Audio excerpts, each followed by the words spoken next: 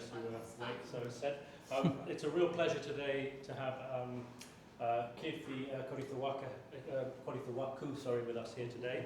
I've been practicing saying his surname forever. But Keerthi's here with us today, and you'd have seen hopefully from the poster, we're really lucky to have him here. Thrish and I were very keen to get Keerthi to come and talk today because not only is Keerthi a technologist and an innovator, but he's managed to establish and set up an amazing health tech company, Jendo, which is really thriving. But what's most interesting about that story is how Keerthi got to that point and how the team got to that point. And I think today we've asked Keerthi if he can share with us that story. It's occurring in a sort of non-conventional geography and a non-conventional economic environment from most of the stories that we hear about when we hear about great technology stories. And Thrish and I are very sort of keen to try and expose other parts of the world and what's actually happening and what can actually happen with innovation in other parts of the world, not just the stuff that might be happening out in Silicon Valley and where the normal stories emerge from. So without further ado, Keerthi, thank you so much for joining us today. I know we're a bit behind. Sorry for the delay and the problems with the IT. But I'm going to hand over to you. And I think hopefully if people are okay to hang around a bit longer after the talk, there'll be time to ask questions and interact. Sure. And are you happy for them to interrupt during the talk, or would you rather wait till the end? Or? Yeah, during the talk is fine because there you go. I have to go by 4:30, so that's fine. Amazing. So, all right, Keerthi, I'll hand it over to you. Thank you so much. Thank you, Professor. So, thank you, Professor Thrish, for inviting me. So, and thank you all for being here. So, and very good afternoon for everyone. So I'll start with this background photograph. So this nice location belongs to where I come from, Mathura, which is the southern part of Sri Lanka. So this is the lighthouse in Dondra, which is the southern end of Sri Lanka. So which is beautiful location, lot of surfing happening, and that's the part of the Sri Lanka where the cinnamon grows and a lot of Ceylon cinnamon related operations are happening. So I'm blessed to come from that area. So I love that part of the region. I think you all will find very interesting activities if you go there, right? Okay. Now let me tell you the highlights of what we are talking today. So starting from my journey, my plan is to take you through how I navigate through my university time, how I navigate through the startup ecosystem, how I navigate through the IP, how I navigate through these healthcare ecosystems and the regulatory process, and also how I navigate through the investment ecosystem. So these are the main things I'm going to talk within very short period of time. Like I said, so you can ask any questions when I continue my presentation. Okay. Now, as I said, so when I started from down south area of Sri Lanka, so I did my initial schooling in a rural school, and that's how I started. And when we were around around 10 years old, we have a examination called scholarship examination. So when we get higher marks, we can get entered to a big school. So that's how I came to one of the the oldest school in the country, that's called St. Thomas's College, which is something opened by the British colonials. So that's how I continued my secondary education, and during my school time also I wanted to do something different. So that was my passion. So I remember when I was doing my school education, lot of students who were good at academics, they were just thinking about academic pathway, and they wanted to secure. They all try to, you know, be secure as much as possible. But I was kind of a different person. I always wanted to, you know, step out and take risks. So I remember there were sometimes I was not in the class for the whole day, right?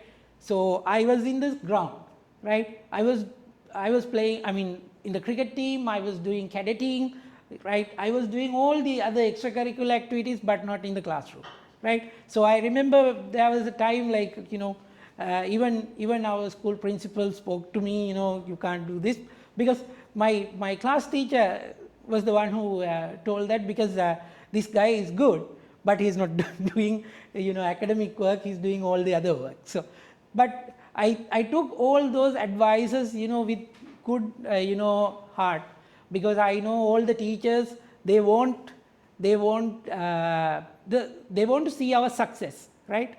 So that was my thinking. So even though I wanted to try various things, I always listened to, you know, my elders, my teachers.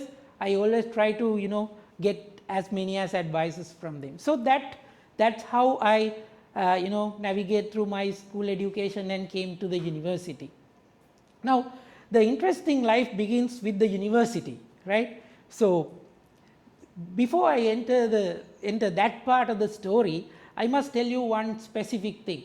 Now this whole story is very much business oriented and very much innovation oriented, and I can, you know, summarize that in one line, right? This whole story is about marginal decision making, right? So in business, you have to be good at making marginal decisions, right? So if I look back in my own journey, it's about marginal decision making.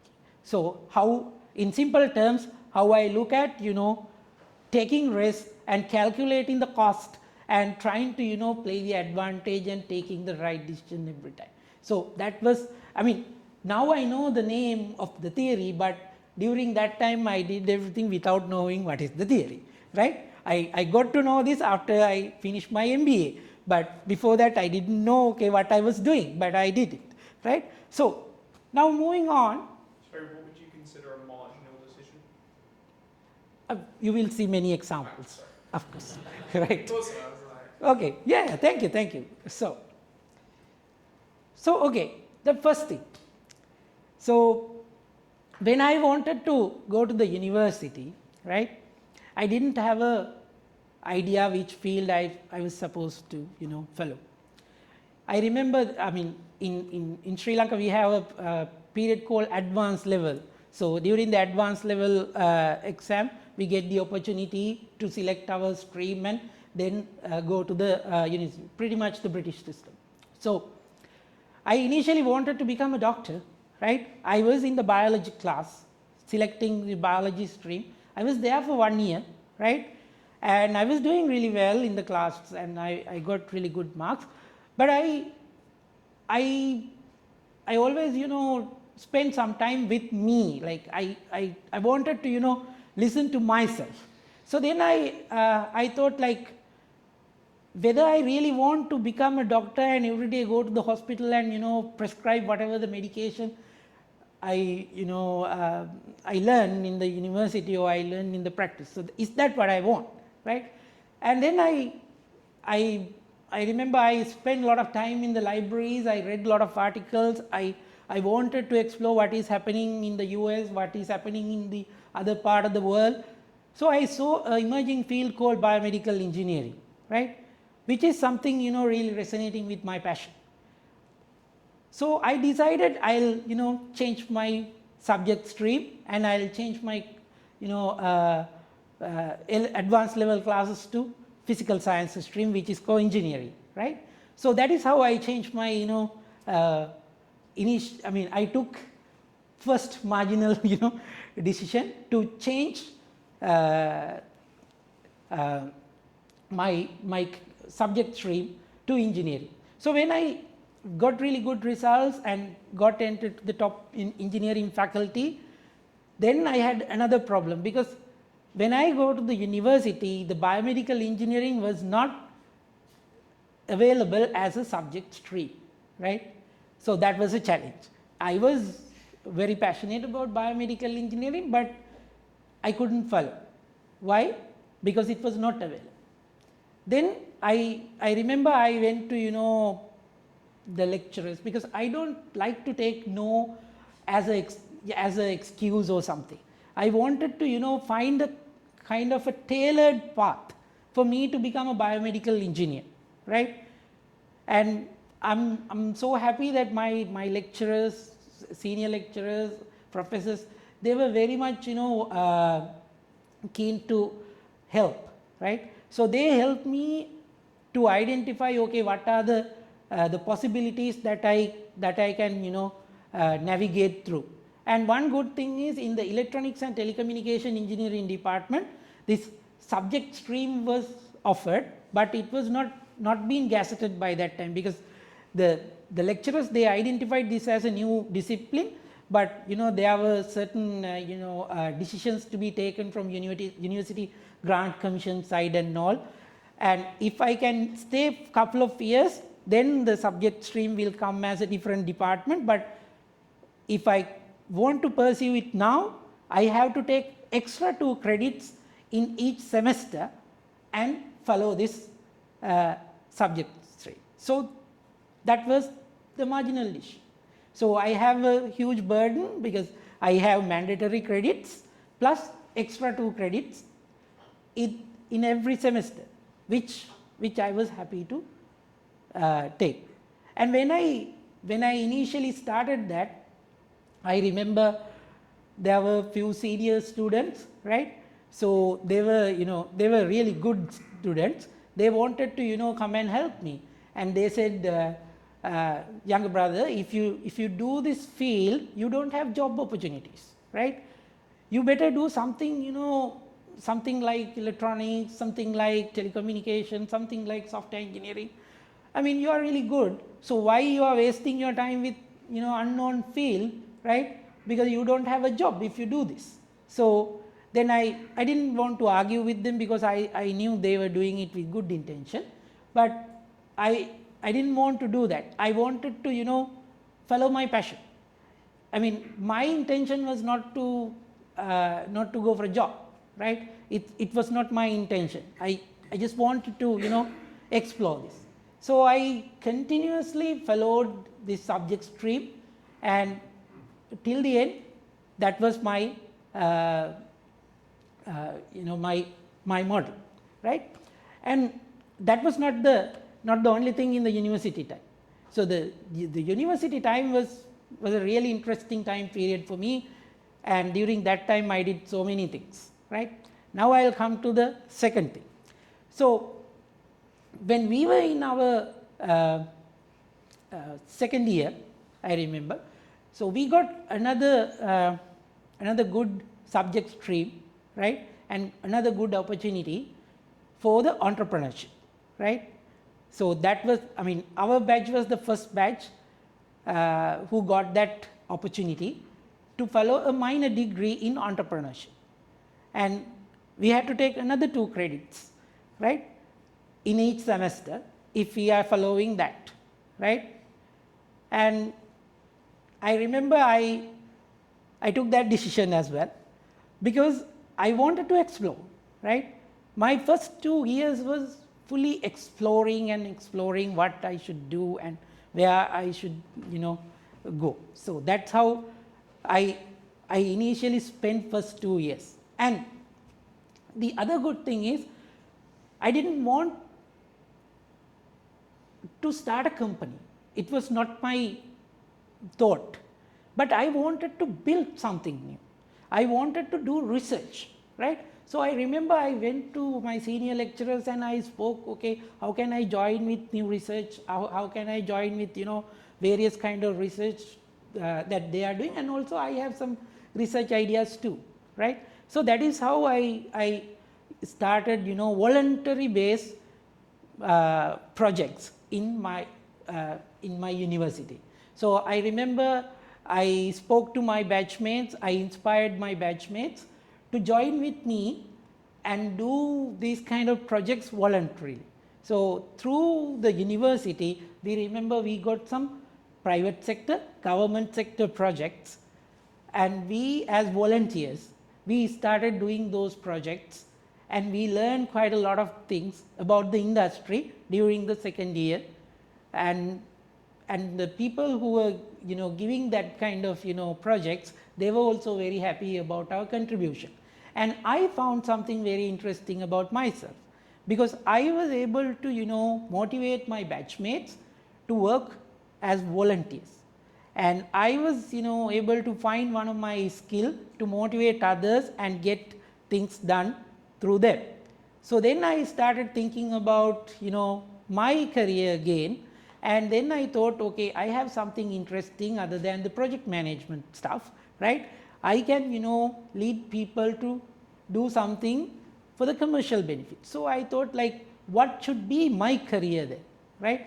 Then this entrepreneurship subject also came to my my plate, and then I learned, okay, what is this entrepreneurship and how should I structure my biomedical engineering interest and these skills as an entrepreneur. So that is how I decided to start my career as an entrepreneur, because it all came through that kind of observation. And there were another good thing happened. I don't know whether many of you are aware, Dr. Thrish has an elder brother, right? So Dr. Thrish's elder brother was my entrepreneurship lecturer, right? So so that's how I first got to know about him as well. And there was another way, but I'll come to that later. So that is how I got a mentor. So basically, so I remember other than my lecturing time, so I spent a lot of time with Dr. Thrish, Professor Thrish's elder brother, and his name was Thrishantha. So Professor Thrishantha spent a lot of time with me, mentoring me and supporting me, and that helped me to expand my vision. Say I was kind of limited about the opportunities and all, and then I saw this entire thing is quite big, and we could do so many things, and we can build a world class innovations. But then I had a problem. Okay, what kind of projects will I do, and where is the team, and how can I find the team, how can I find the money, right? So that was a challenge, right? So even though we all want to do good things, but we have these problems, right? We lack resources, right? But the biggest thing I had was the passion, right? I wanted to do it somehow. Okay. And no free time right now. No free time. Right? Yes. 4 extra credits at this point? Yes. Yes. And then the mentorship? Yes. Just so we're clear. Yeah. I remember I came to a boarding place right next to the university gate, right? So that I can reduce the time that I spend on the road, right next to the gate. And that's the second year? That's in the second year. That's in the second year in the university. So since you may feel a little bored, I will show 2 videos and then I'll jump into the next section. Okay? So this is the first thing.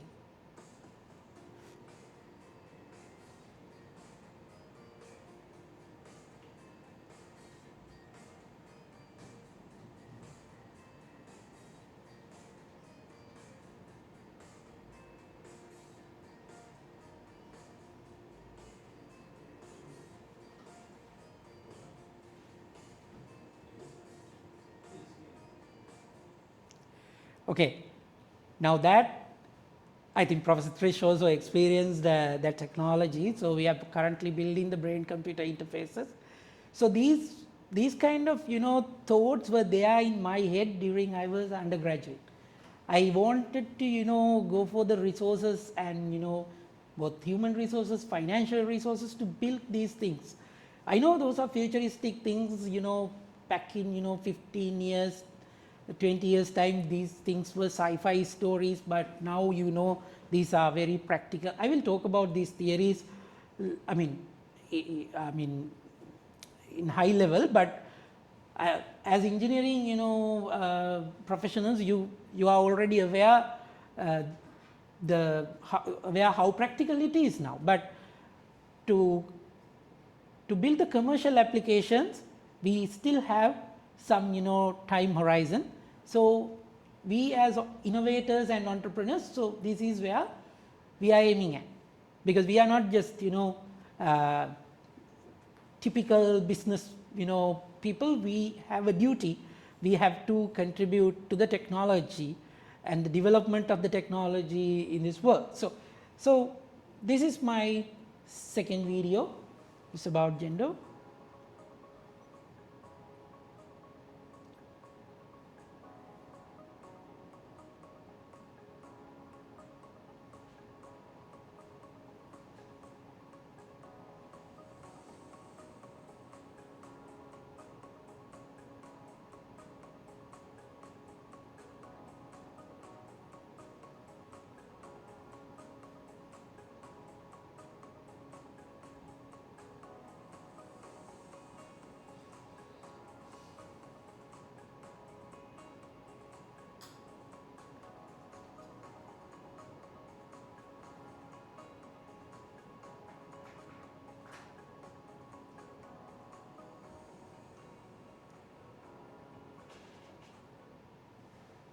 Okay, so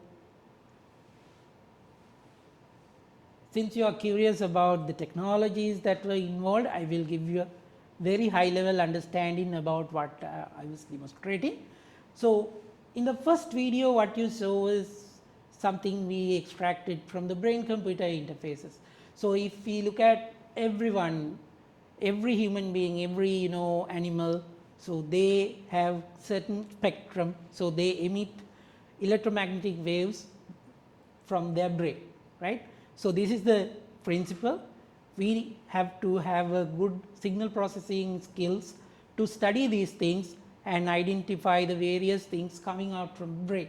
So this is my one line of research. So this is something we believe that will become a common technology in 2035, right. So like we talk about AI now, back in 2012, 2015 time we talk about AI machine learning. We didn't talk much about AI during that time, we talk about machine learning.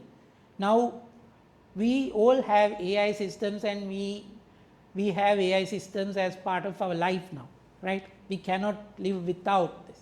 So this same thing will happen in 10 years down the line, probably even faster, right, because various applications are going to come. And then this is about Jendo theory. So the theory we okay, with this I will start the second part of the story. So when we wanted to explore what kind of products we are going to do, right, we had challenges. First thing, we wanted to find a big problem, right, a big problem that matters solving, and big problem that involves the quality of life, right. So I wanted to direct my team, I wanted to motivate my team towards that. And there was another challenge, that is about the financial challenges. To maintain that kind of a team as a startup, I need money, right. I cannot ask that money from my parents, right, because I am supposed to build this initiative as a profitable venture, right. So that is my duty. So what I did was, when I was in third year,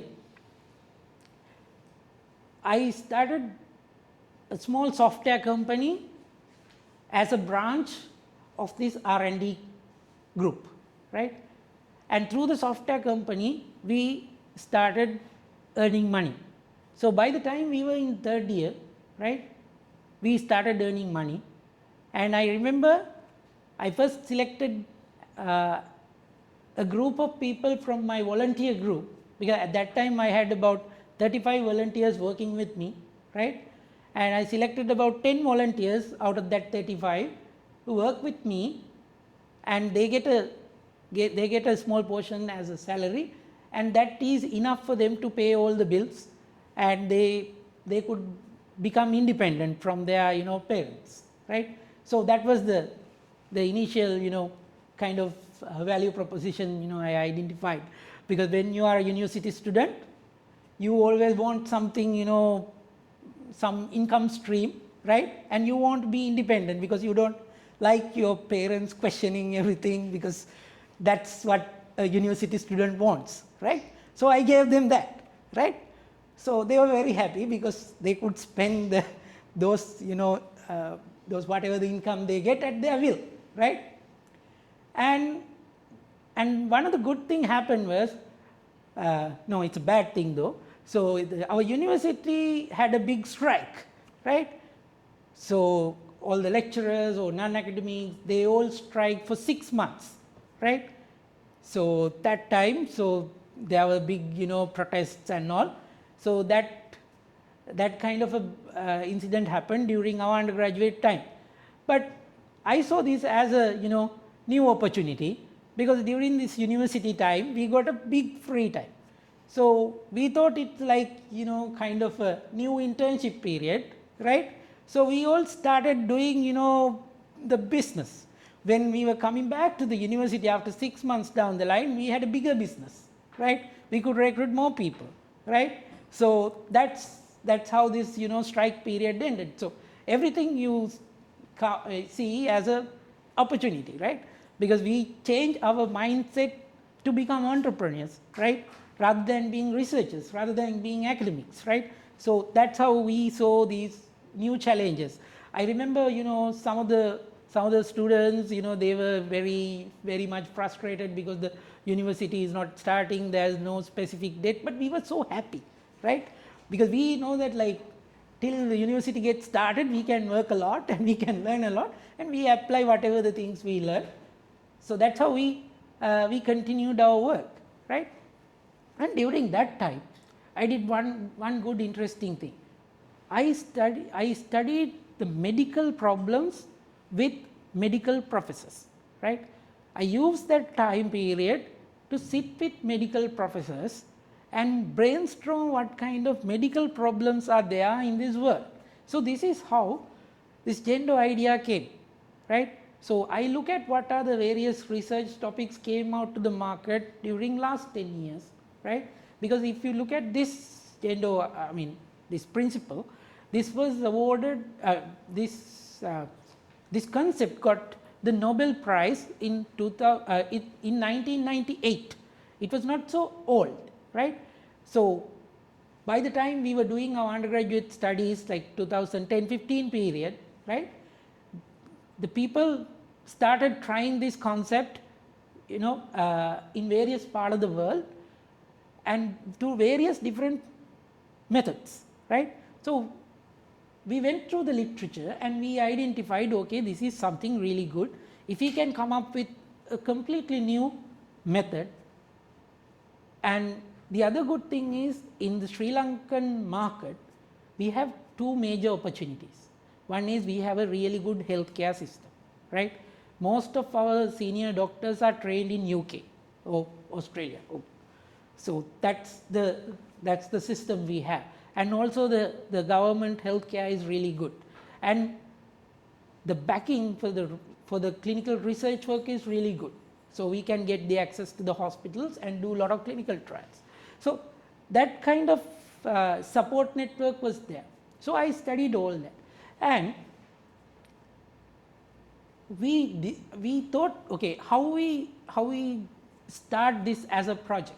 So then when we were in the second part of our third year, we thought, okay, we can build a new non-invasive technology to assess these physiological changes in the blood vessel. So that is how we came up with this initial concept. But that time it was not enough. So we wanted to find more accurate and more rigorous ways to do this, right? So part of my team were working on that, and part of my team was working on software projects. So that is how I started managing. But remember, during this time period, I had to take extra credits. I had to continue my entrepreneurship and other education activities too. It was very challenging, right? But all the challenges had some some return. So I thought like, okay, I'll spend whatever the possible time on studies, business. I remember during even the exam times I'm getting calls from some clients, right? So that was the kind of experience, but that really shaped me, right? And the other good thing is like I learned how to how to do exams in 2 days, how to do exam in 1 day, right? So that's the kind of learning I got when we were doing all these activities, because I really wanted to do this, right?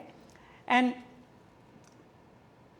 when we wanted to do this prototype work, like I said, we wanted to build something, but we wanted some capital, because there is no support, there is no fund network for this kind of research work, right? So there were some organizations, but as undergraduates it was very difficult to get that kind of a support. I know it's there here in the UK. You have a lot of funding mechanisms. You can get funding from the university, you can get funding from various institutes, but in Sri Lanka nothing, right? During that time we didn't have any funding source, right? So that was the reason why I always focused on the software development and earned some money back and invested that to the research work, right? So that is how I continued till 4th year. So when we were in the 4th year,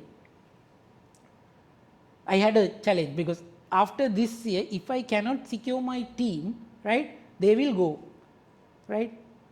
I have to earn enough money to sustain this team plus continue the project, right? That was the challenge, and I have 1 year in hand, right? So during my 4th year, I did something like this. I started pitching this product to the startup competitions, right? That was the easiest way of getting money. It was not that easy. You have to win the competition, right? And win the cash prizes. So from the 4th year, I started doing that pitching, right? And getting some small cash money from the competitions, and whenever we win the cash money, we invested that money back to the product and improve the product, right? So that is how we initially built our first prototype, right? So, and we got the prototype moving, and then we could access patients and we could do some pilots. That was the initial start. And at the same time, I wanted to continue my focus on the software development side, and I remember we got some good project opportunities from the private sector people as well, and we could get somewhere around $3,000 monthly income by the time we got graduated, right?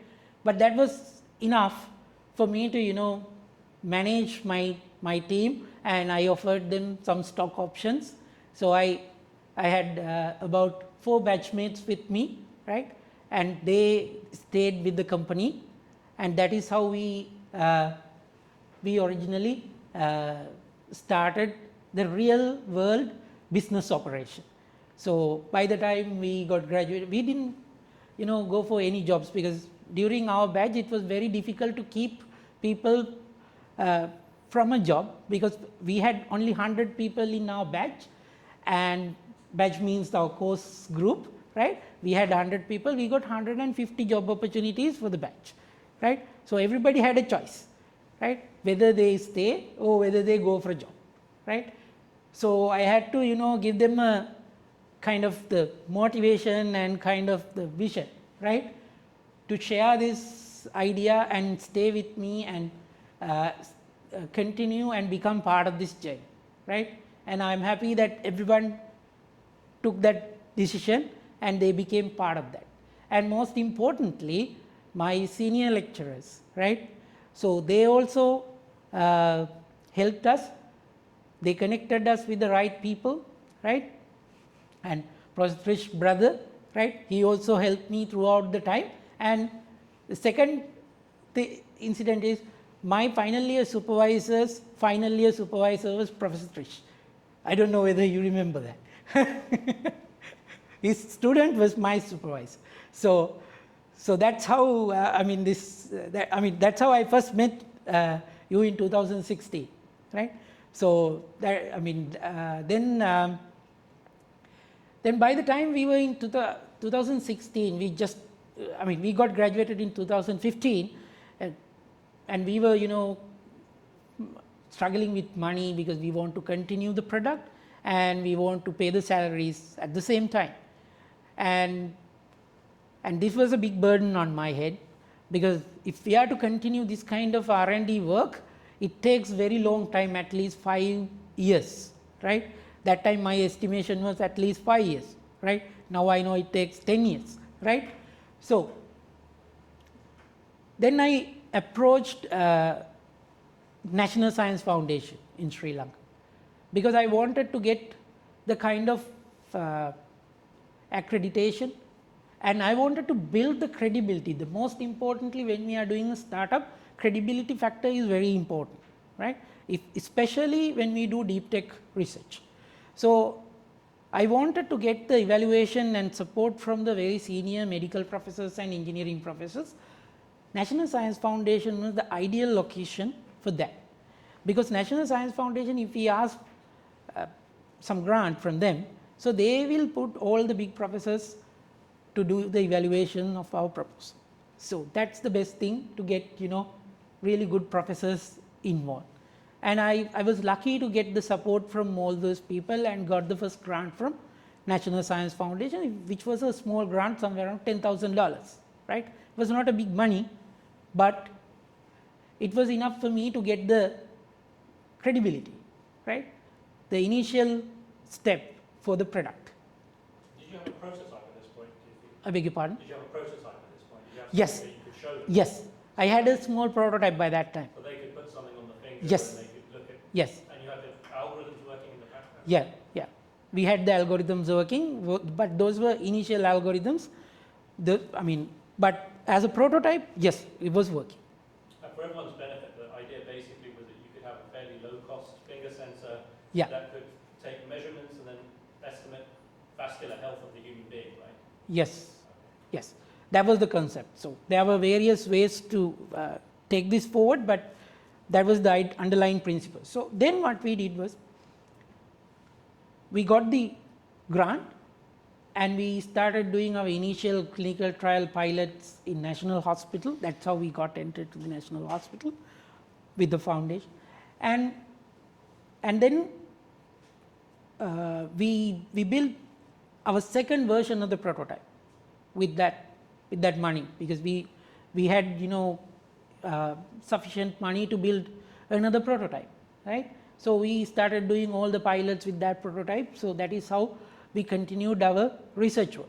And during that time, there were, this is the current product, right? So I'll that time there were another good incident happened, because we wanted to secure our IP rights, because when it comes to the credibility, having the acceptance from the academia is not enough, right? We need the global acceptance.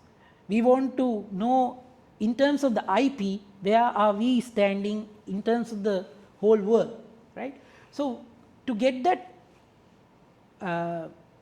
we have to go through the rigorous process. So a lot of people in this space, what they do is they just go to the National IP office and then they get patent granted. So that's what they do.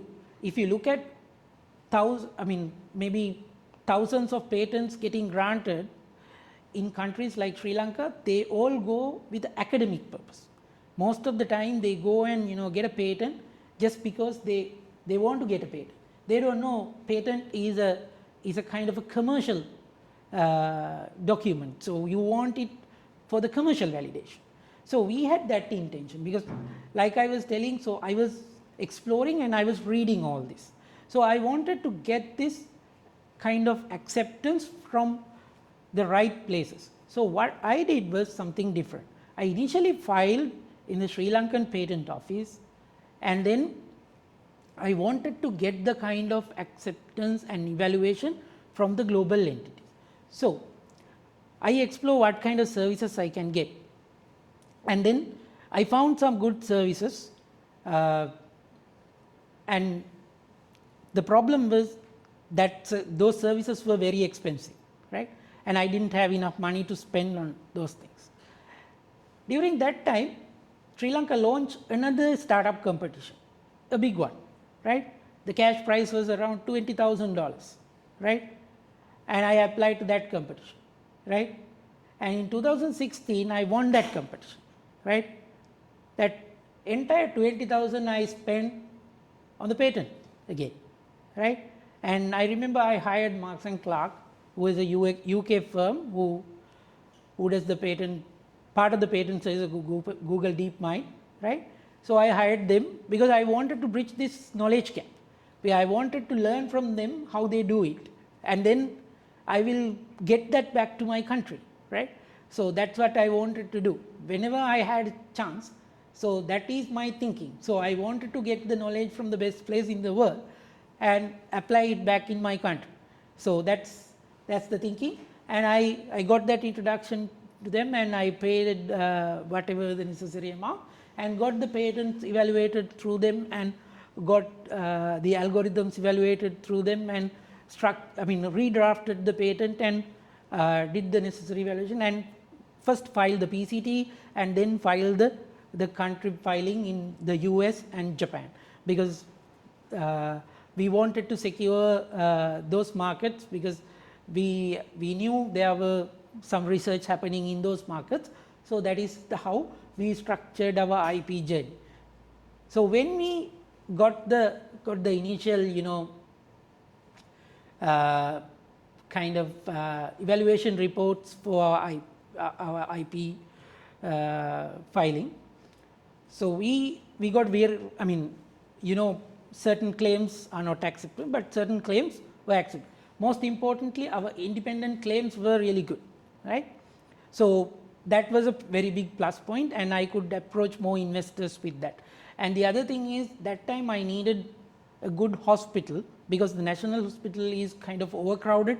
It's very difficult to do research over there, and I wanted a big private hospital. So then I approached top 2 private hospitals in Sri Lanka, and I wanted to get their attention to this product, because this is a big opportunity for them. And luckily I got the offers from both of them, right? And we managed to onboard the biggest hospital, and we started doing another clinical trial in that hospital from the following year onwards. So that's how we conducted our second and the bigger clinical trial, right? And the other good thing is that same company owns the biggest life insurance company in the country, and that helped us to validate this product in the insurance market as well. So that is the other commercial aspect of this product, and we wanted to get the kind of market acceptance from both parties. And that was not enough for me, because I wanted to get more financial credibility to this company, because rather than I get this kind of clinical partnerships, and rather than I get this kind of more of a one-sided partnership, I wanted to get a big financial institute to my company, right? So that is how I approached one of the leading financial sector company. We have a bank called Hatton National Bank in Sri Lanka, which is the leading retail bank in Sri Lanka. So they own a venture capital company called Lanka Ventures, which is a listed venture capital company. So I approached them and got the investment from them. So I made them as shareholders in my company. So with them, that was a really good decision I took, and for that actually one of my another mentor helped me. So he was a finance, I mean he was a very senior finance person called Mr. Prelis, who was the chairman of a leading bank. So he helped me in various ways to learn, I mean, a lot of tips, lot of good practices in finance, and also most importantly how to manage the boardroom, right? So that's also something I learned from him. So because when it comes to more investors, managing the boardroom is very difficult, right? So you have to drive them to take the right decision at the right time, right? Otherwise your company will lose. So these are the good things I learned from my mentors, and at the same time I managed to get the right companies in. And the good thing is, whenever I require more capital, this company was giving me more capital, right? So there were 3 incidents that I required more capital, and I managed to reach out to them and bring more capital to the company. But I did one good thing every time, so I managed to drive the company is in the most lean manner. I mean and also I kept the targeted milestones align with the current capital we have. So that was something really important to get the kind of trust from all the investors. Then they are ready to do any kind of risk sharing. So that was a good practice. I mean, it's like I didn't plan and did it. Like when I wanted it, I thought, like when I look back, the real help came because I did it in that way without even thinking. So then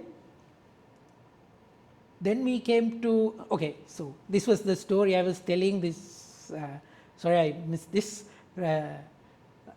So then one other thing,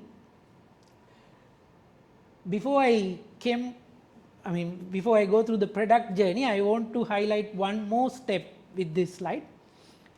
When I continued this business, there were certain things I found as problems in our startup ecosystem, right? I wanted to build that pathway for other startup entrepreneurs. So I did 2 things. I inspired group of people who are in the startup ecosystem. I supported, and they also contributed, and finally they took the leadership of doing all that to build supporting network for the university entrepreneurs plus the national level entrepreneurs. One thing was called Mora Ventures. In the University of Moratuwa, me and my business partner, so we initiated, Mora Ventures in English term is called Shark Ventures, right? So we wanted to start that as an incubation center in my engineering faculty. So that is how it was originally started. We originated that when we were in the 4th year, right? But we nurtured that whole program. Even though we got graduated, we nurtured that program throughout the time. And I remember when we organized the first competition, my company was capable enough to fund the first program. So that's how we nurtured the whole thing. And then when we moved to the industry, I found like other universities are also building the similar kind of innovation ecosystem, but they don't have kind of integrated national system, so that the entire country can come to one place. So then we got the concept of building a national innovation accelerator, which is called Neo Ventures. 2 years back, it was founded with the funding of Ministry of Education. So currently the Ministry of Education is under the Prime Minister. So there is an institute called National Institute of Business Management. So that is a direct university under Ministry of Education. Through that entity, we managed to fund the whole program, and we set up this National Innovation Accelerator in Colombo. In Colombo, there is a technology park called Trace Expert City. So these facilities are now located at that government-owned facility. So all these, startup entrepreneurs who are coming from various universities, they can come and set up their businesses in those places, right? So these are the things which I added as a part of my journey. So I always wanted to build the road, right, as we move on. So I don't want to be the only one who goes there. Maybe the first one, but I don't want to be the only one, right? So these are the now I was telling I applied these patents and all. So the good thing is we got the patent granted, and when we got the patent granted, we knew this was the first ever Japanese patent that Sri Lankan got, right? So that was something we added to the history. And in terms of the biomedical engineering, this was the first biomedical engineering patent for a Sri Lankan company. So that's something I'm very humble because with this, the good thing is not getting the patent. So after the patent, one of the good thing happened was the WIPO identified us as a frontier technology coming in this field, and they invited us to the Global Initiative for AI Health. So that is how I got involved in the Global Initiative for AI Health, and this year, in next month, we will be showcasing our product at the WIPO stand in the Global Initiative for this AI for Good Summit, which is something run by Global Initiative for AI Health. Yes, Yogitas. What order did you apply for the patents in that order? I beg your pardon? Which order did you apply for the different patents in? It's like this. In the patent process, so you get, when you file the PCT, you get 30 months period to apply the country filing. So there is no particular order. In my case, I applied Japan patent and US patent together, and the Sri Lankan patent as the first thing. Okay. So. And you chose them based on the markets you wanted to Yes. start? Yes. I could apply other markets, but I didn't have enough money to do that. So if I had more money, I will get the Europe, I will get the other parts. So Yeah, you could do a global, but it costs a lot of money, right? yes, exactly. There is nothing called global. But you would have to pay for it. Yes, I have to pay each jurisdictions. So that's the thing. Yes. It's kind of a tiny bit off topic, but I really want to ask it before we run out of time. How much of your success do you attribute to being in the right place at the right time and a bit of luck? Okay, I think probably 25%. I'm not lucky to be in the right places at the right time, I would say. I had to work really, really hard, because if I was in the right place at the right time kind of thing, I could do these things probably much faster than this. Maybe like 3 years faster than this, I would say. So Keerthi, and you said to me to give you a time check, we're coming up to half Yeah. past, I know you have to go. Yeah. But then in the story you've told us so far, and just to pick up on that question, you're sort of making your own luck a lot, right? So you're Correct. forcing the conditions. There's a lot of effort here to structure the things around you to get to where you want to go. Exactly. Did you have a big idea of where you were trying to go and how you needed to structure things along it, or was it more local? Like, you made decisions locally, I now need this, I now need that, and it sort of ended up going the right way, or a mixture of these two things? Yeah, one big thing is you should have a bigger passion.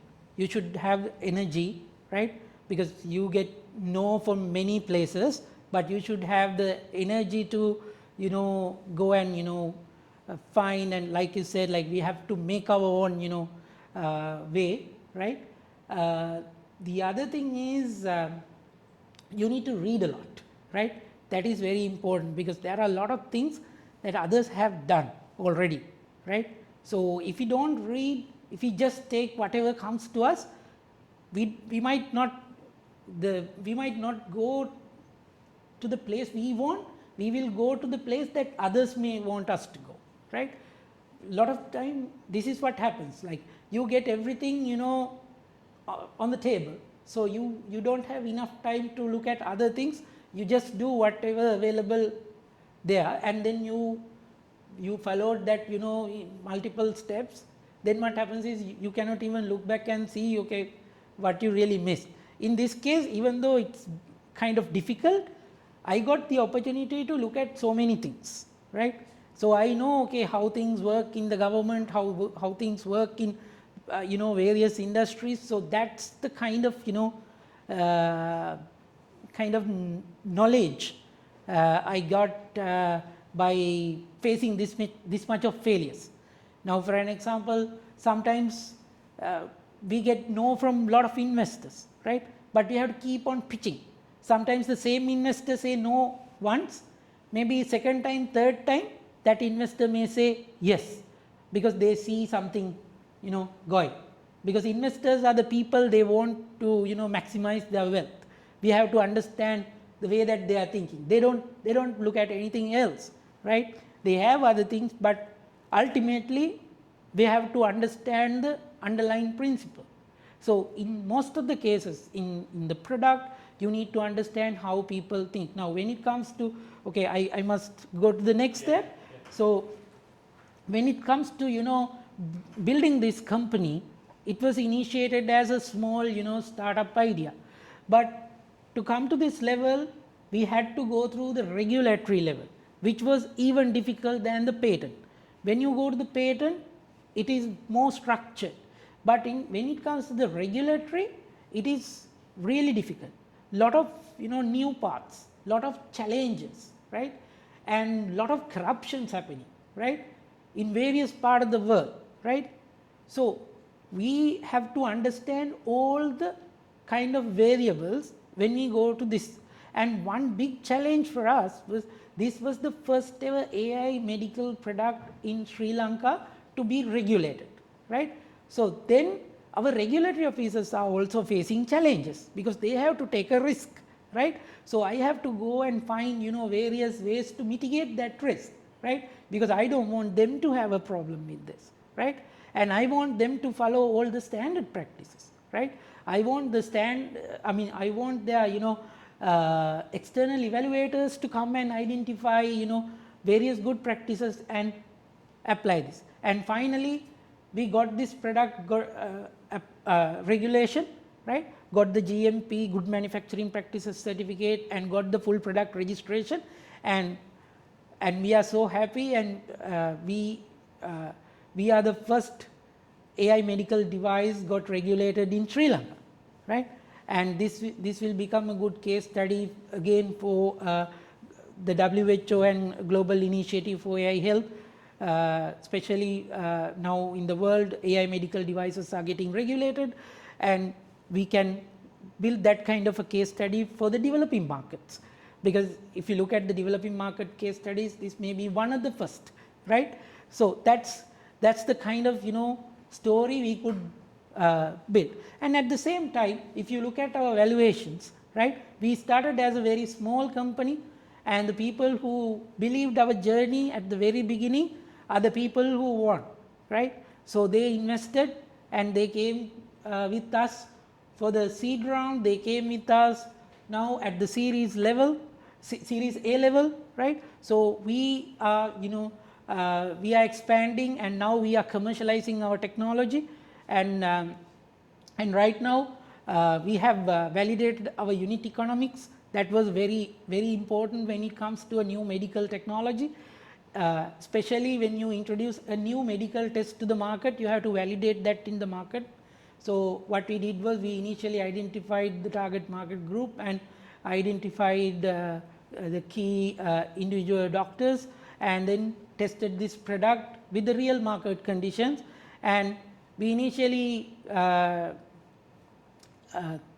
anticipated some cost based pricing, but then we thought, okay, value based pricing is much better, right, because we got really high price based on the value based pricing, right, and the people are paying that money, right, people willing to mitigate their risk, because for them it's a marginal decision again, right.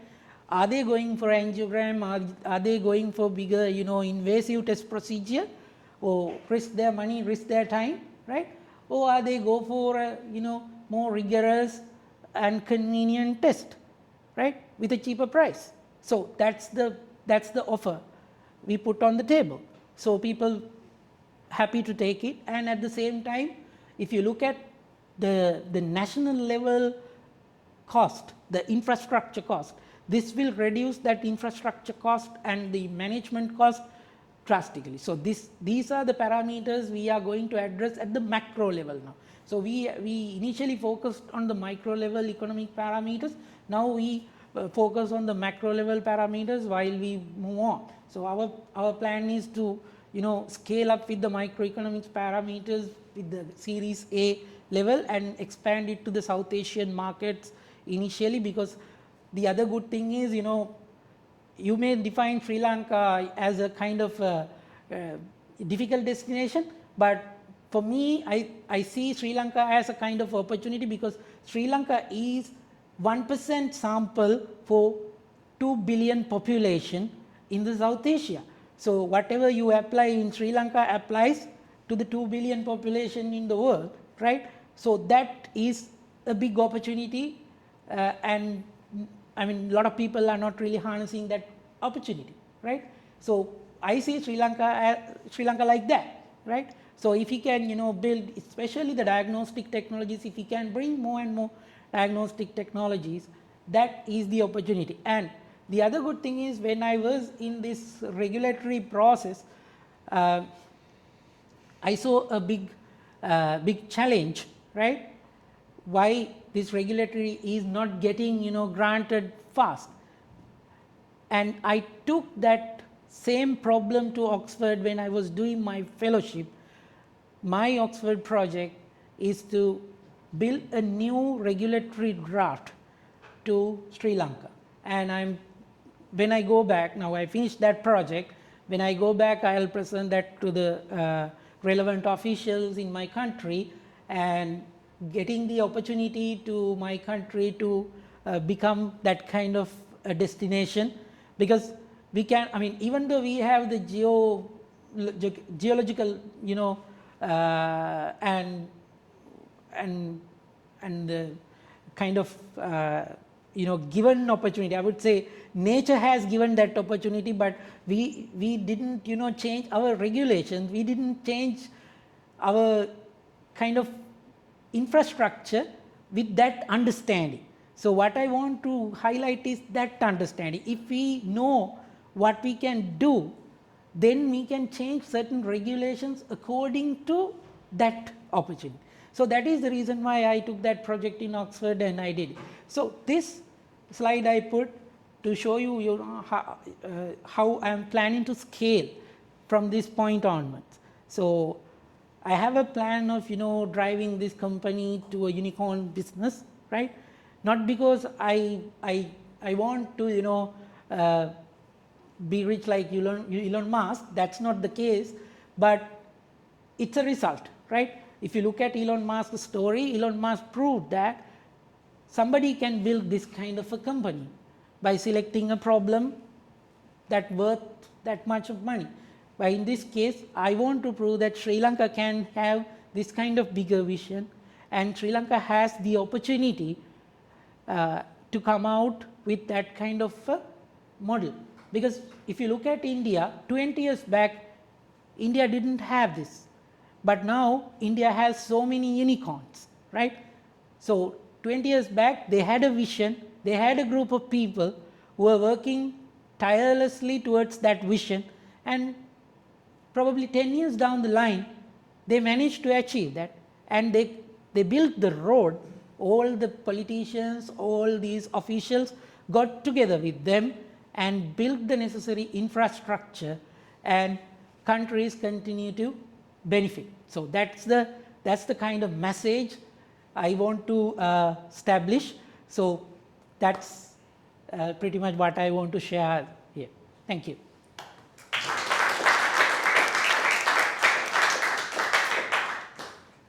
I ask a question? Keerthi, it's up to you because you've got it. I know. Yeah, yeah. It's gone half By 45, I will leave. By 45, we've got to go. And Yeah. I know people, we were a bit late to start, so I know people might have Because I have as well. another thing at 6:30 in Oxford. That's why. So